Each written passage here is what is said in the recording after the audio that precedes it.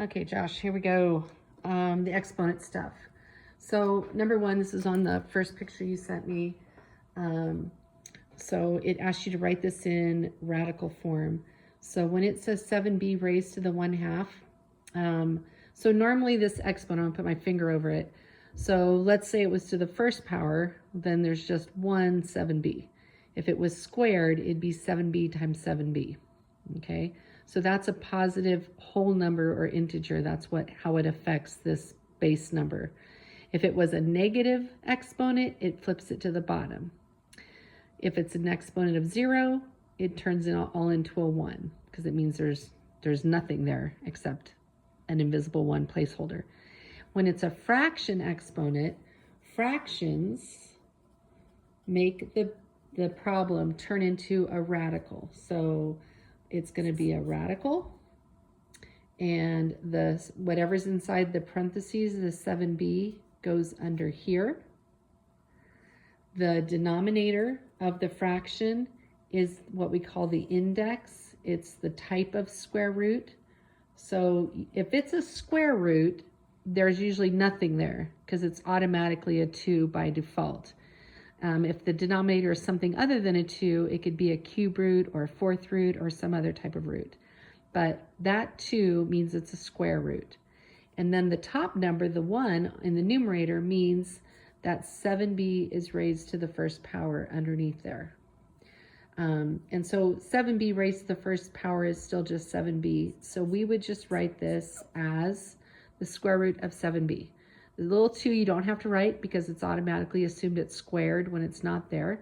And 7b, and that's as far as you can take it. That would be your final answer. The next one, number 2, is 5p raised to the 5/2. So again, it's a fraction, so it's a radical. The squared, the little 2 underneath, means that this is a square root again.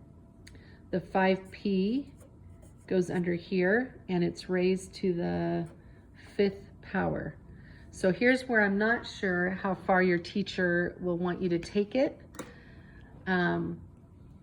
So they could leave it just like this, or they could write it as a square root without the little 2 there. And then 5p to the 5th means 5 times 5 times 5 times 5 times 5 times 5. So it's 5 times 5 times 5 times 5 times 5. So usually you get a calculator, so you could do that on the calculator. I don't have a calculator with me right now, so I'm going to do this. 5 times 5 is 25, and that's 25, and that's another 5. 25 times 25 is 625, and then 625 times 5, again, no calculator, so I'm going to do it the old-fashioned way. I would multiply 10, 12, and 31. So the 5 to the 5th is 3,125, and then we have a p to the 5th.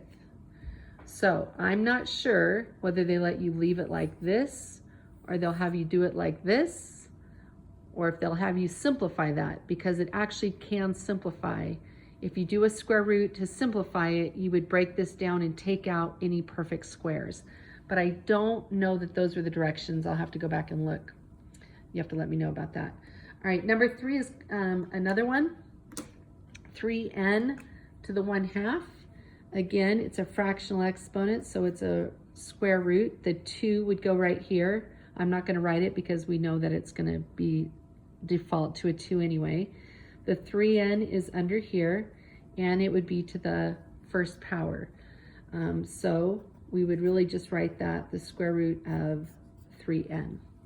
On the next section, they go backwards. They start you off in radical form, and they ask you to write it in exponential form. So you take the base number out. So I'm going to write 5x like that. The fraction, it's a fraction because it's a radical. The little 4 is the denominator, and the 7 is the numerator. So these are the equivalent of each other in the 2 different forms. Let me know if you need anything else. Good luck.